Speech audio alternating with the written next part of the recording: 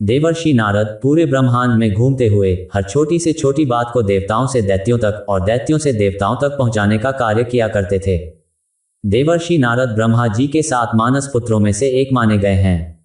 देवताओं का ऋषि होने के कारण इन्हें देवर्षि नाम मिला है। नारद मुनि भगवान विष्णु के अनंत भक्त हैं। वह हमेशा नारायण नारायण जपते रहते हैं, जो भगवान विष्णु का ही एक नाम है।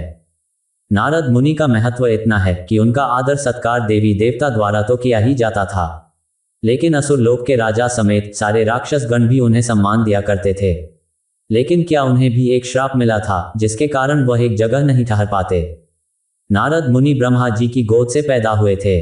ब्रह्मा जी का पुत्र बनने के लिए उन्होंने कड़ी तपस्या की थी। वह सृष्टि के पहले संदेशवाहक यानी पत्रकार भी माने जाते हैं। देवर्षि नारद को समाचार के देवता भी कहा जाता है, क्योंकि वह हमेशा तीनों लोकों में भ्रमण कर सूचनाओं का आदान प्रदान करते थे। नारद मुनि के एक जगह न टिकने के पीछे राजा दक्ष द्वारा दिया गया श्राप है। पौराणिक मान्यताओं के अनुसार राजा दक्ष के 10,000 पुत्र थे, जिन्हें नारद जी से मोक्ष की शिक्षा देकर राजपाट से विरक्त कर दिया। बाद में दक्ष ने पंचजनी से विवाह किया और उनके 1000 पुत्र हुए।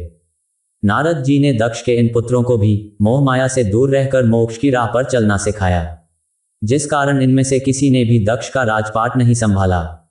इस बात पर राजा दक्ष बहुत क्रोधित हुए और इसी के चलते उन्होंने नारद जी को श्राप दे दिया कि तुम हमेशा इधर उधर भटकते रहोगे और एक स्थान पर 2 घड़ी से ज्यादा समय तक नहीं ठहर सकोगे।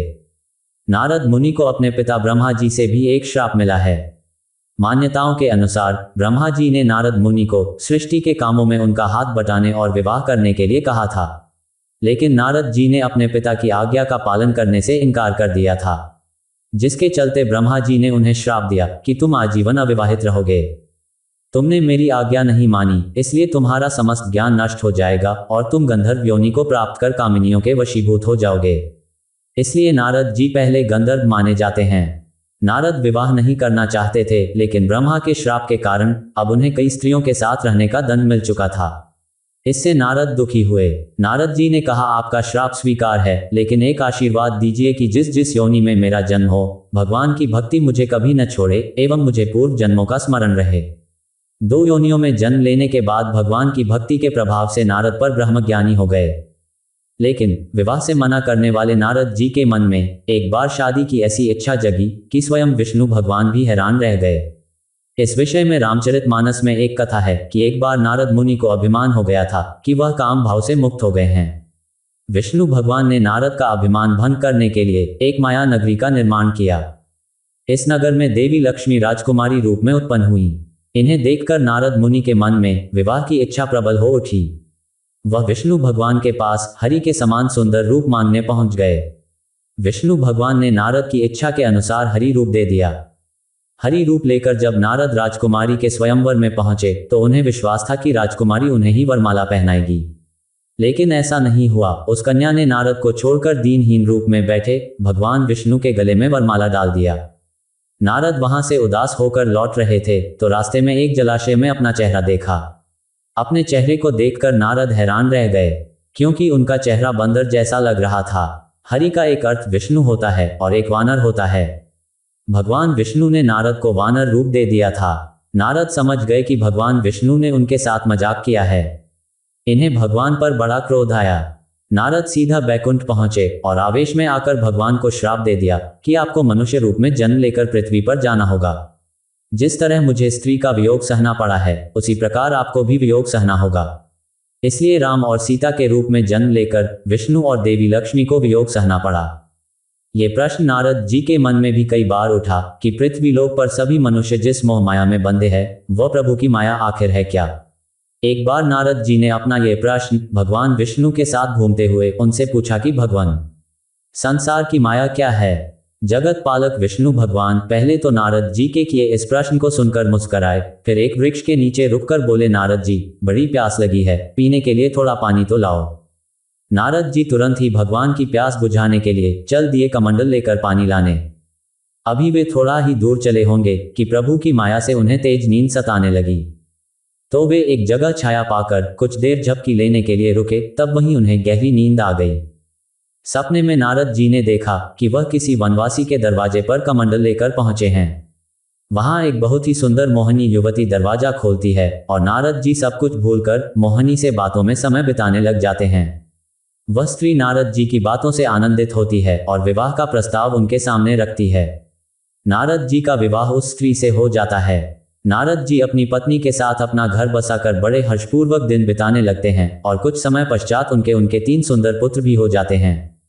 समय बीतता है, फिर एक दिन उनके पास ही नदी में भीषण बाढ़ आ जाती है। नारद जी की पत्नी और बच्चे बाढ़ में बहने लगते हैं। नारद जी कभी पत्नी को बचाने का प्रयास करते हैं तो कभी बच्चों को, किंतु बाढ़ का वेग इतना तेज था कि नारद जी के कठिन प्रयासों के बावजूद भी वे अपनी पत्नी और बच्चे को नहीं बचा पाते और उनका घर बार सब कुछ बाढ़ में बह जाता है। ये सब देखकर नारद जी बहुत तेज तेज रोने लगते हैं। उनका रोना इतना हृदय विदारक था कि तुरंत ही भगवान विष्णु नारद के पास पहुंचते हैं और उन्हें सोते से उठाते हैं कि हे नारद, उठो, क्या हुआ, इस तरह दहाड़े मारकर क्यों रो रहे हो। नारद मुनि हड़बड़ाकर उठते हैं, उन्हें समझ भी नहीं आता कि ये सब क्या था। भगवान विष्णु ने पूछा, क्या हुआ, तुम तो मेरे लिए पानी लाने गए थे ना, कहाँ है पानी।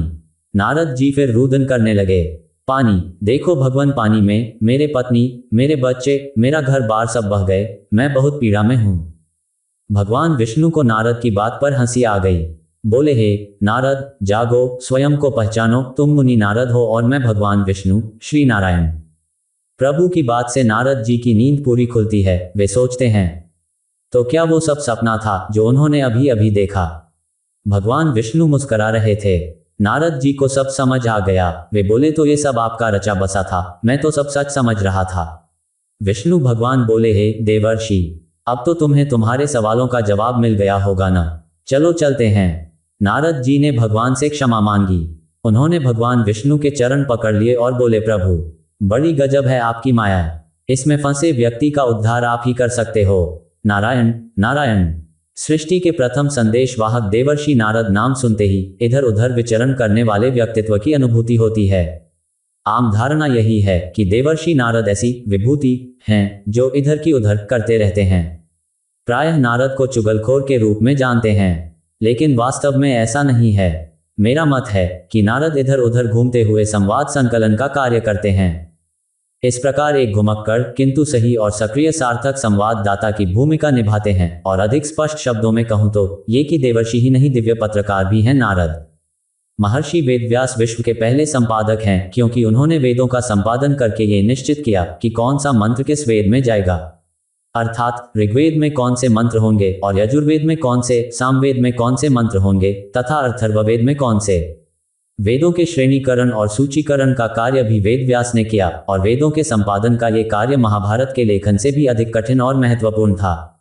देवर्षि नारद दुनिया के प्रथम पत्रकार या पहले संवाददाता हैं, क्योंकि देवर्षि नारद ने इस लोक से उस लोक में परिक्रमा करते हुए संवादों के आदान प्रदान द्वारा पत्रकारिता का प्रारंभ किया। इस प्रकार देवर्षि नारद पत्रकारिता के प्रथम पुरुष हैं, जो इधर से उधर घूमते हैं तो संवाद का सेतु ही बनाते हैं। जब सेतु बनाया जाता है तो 2 बिंदुओं या 2 सिरों को मिलाने का कार्य किया जाता है। दरअसल देवर्षि नारद भी इधर और उधर के 2 बिंदुओं के बीच संवाद का सेतु स्थापित करने के लिए संवाददाता का कार्य करते हैं। इस प्रकार नारद संवाद का सेतु जोड़ने का कार्य करते हैं, तोड़ने का नहीं। नारद को इधर से उधर, इस लोक से उस लोक में घूमना पड़ता है, तो इसमें संवाद की जो अदला बदली हो जाती है उसे लोगों ने नकारात्मक दृष्टि से देखा और नारद को भिड़ाने वाले या कलह कराने वाले किरदार के फ्रेम में फिट कर दिया। नारद की छवि को इस प्रकार प्रस्तुत किया कि वे चोर को कहते हैं कि चोरी कर और साहूकार को कहते हैं कि जाग।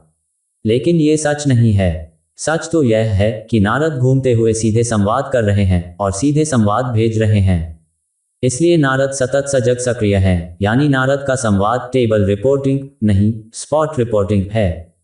मेरे मत में पत्रकारिता पाखंड की पीठ पर चुनौती का चाबुक है और देवर्षि नारद इधर उधर घूमते हुए जो पाखंड देखते हैं उसे खंड खंड करने के लिए ही तो लोकमंगल की दृष्टि से संवाद करते हैं।